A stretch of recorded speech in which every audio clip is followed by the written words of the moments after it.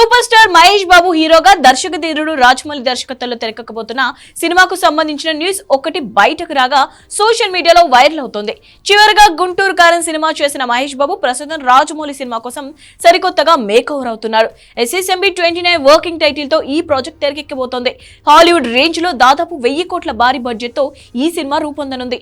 Durga arts banner KL Narayana ఈ సినిమాని నిర్మించనున్నారు. ఇప్పటికే స్క్రిప్ట్ లాక్ చేసిన రాజమౌళి ప్రస్తుతం ప్రీ ప్రొడక్షన్ వర్క్ తో బిజీగా ఉన్నాడు.